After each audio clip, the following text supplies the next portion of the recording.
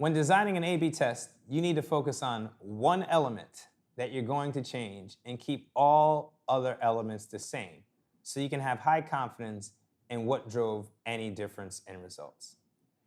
Specifically looking at an A/B test, the best practices would include pick one single variable to change and change nothing else. Create two or more alternate versions that change just one variable, and again, change nothing else. And then you will randomly split the audience, the same audience, so that each member of that audience only sees one version of the variable that you have changed. You will test it, you'll get your results back, and be able to determine which direction that you need to go in. Elements that are frequently tested include offers, phrasing or language, layout, images, colors, positioning of key elements, and even your call to action. However, always, always, always keep the following elements the same. Time. Testing of options must be done at the same time. Not just the same duration or length of time, but at the same time. Many people make this mistake when testing. If you run ad A one week and run ad B the following week, it isn't necessarily a valid A/B test because there could be different things happening in week one that weren't happening in week two. In other words, an A/B test is about isolating one variable. So we want to make sure that there are no other variables that may influence our results.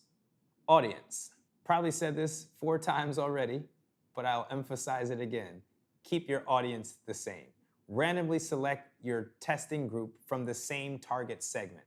Make sure the group of people who experience both versions of your test are as similar as possible. If you're testing an email, you should split your email list randomly, not by join date, but split it randomly to form equal groups. Sometimes we may still have some reservations as the results can seem to be too close to easily differentiate. There are a number of tools that you can use to know how confident that you can be that the results of your test will occur if you did the experiment again. Statistical significance is the level of confidence one can have that the results from a test will be the same if that test is completed again.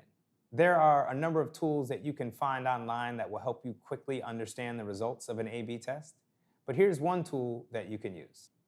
This is the Bayesian A/B test calculator.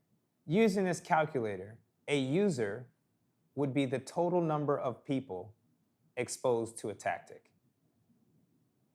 Conversions would be the number of people who take the action that you wanted them to take. This could be website visits, clicks on an ad.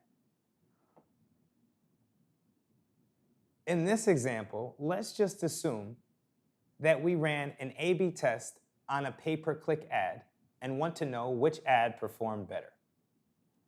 So if we assume ad A had 55,000 impressions and 1,200 clicks, while ad B had 72,000 impressions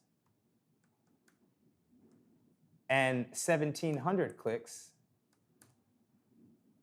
we simply put those numbers into our calculator, click Make Calculation, and what we see is that ad B was the better performing ad. In fact, this calculator indicates that with 98% confidence, ad B will outperform ad A.